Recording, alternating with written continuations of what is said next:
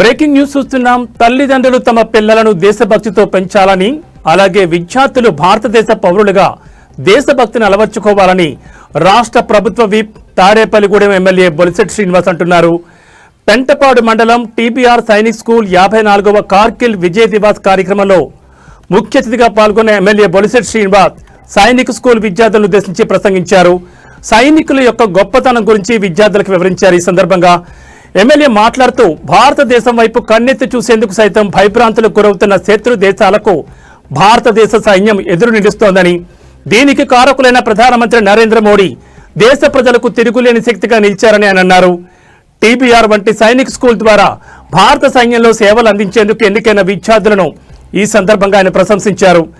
దేశం లోపల ప్రజలు ప్రశాంతంగా ఉండాలంటే దేశం నలువైపులా సైన్యం కాపలా ఉండాలని అన్నారు. అంతటి త్యాగం చేసిన సైన్యంలో చేరి దేశభక్తిని చాటాలని ఆయన కోరారు.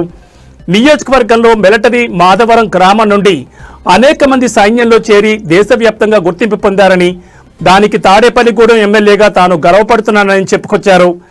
అత్యున్నత స్థాయి అధికారికి దక్కే గౌరవాన్ని దేశ సైనికునికి ప్రతి పౌరుడు ఇవ్వాలన్నారు. ఈ కార్యక్రమంలో ఆయన వెంట టీబీఆర్ సంస్థల అధినేత తనబుద్ది భోగేశ్వరరావు, సైనిక్ స్కూల్ విద్యార్థులు పాల్గొన్నారు.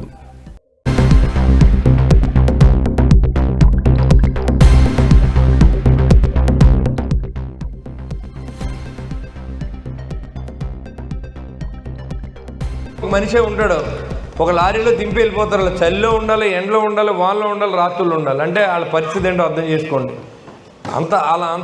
అందరూ సైనికులు అంత నిబద్ధతగా పనిచేస్తున్నారు కాబట్టి మనం హాయిగా ఇంట్లో పడుకుంటున్నాం.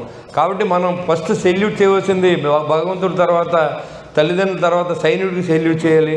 మనం గౌరవం ఇవ్వాల్సింది ఎవరైనా మన ఆఫీస్కి వస్తే నేను ఎక్స్ మిలిటరీ అంటే కూర్చోబెట్టి మాట్లాడటం, వాళ్ళు పనిచేసి పంపించడం అనేది నేను ముందు నుంచి చైర్మన్గా ఉన్నప్పటి నుంచి కూడా నాకు అలవాటు. మీరు కావాలంటే ఎక్స్ మిలిటరీ వాళ్ళ పనులన్నీ కూడా నా టైంలో రద్దు చేసాం, అంతకుముందు ఉన్నాయి కూడా. అంటే దేశం కోసం సేవ చేసినప్పుడు మనం ఇచ్చే గౌరవాన్ని వాళ్ళు కూడా ఇన్ని ప్రయారిటీస్ ఇవ్వాల్సిన అవసరం ఉంటుంది. సైనికుడిగా పనిచేసిన వాడికి ఆనర్ ఇవ్వాలి, మనం ఖచ్చితంగా ఇవ్వాలి. ఎందుకంటే మన కోసం మన ప్రాణాలు సైతం, కుటుంబాన్ని సైతం వదులుకుని నిలబడే వ్యక్తి సైనికుడు. ఆ సైనికుడు ఎవరైనా ఏ హోదాలో ఉన్నా నా జీవితాంతకాలం నేను ఇచ్చే గౌరవం మాత్రం అలాగే ఉంటుంది. ఏ సైనికుడు వచ్చినా సరే, ఐఏఎస్ అధికారికి ఎంత గౌరవిస్తావు సైనికుడు కూడా నేను అంతే గౌరవిస్తానని చెప్పి కూడా మీకు తెలియజేస్తూ ఉన్నాను.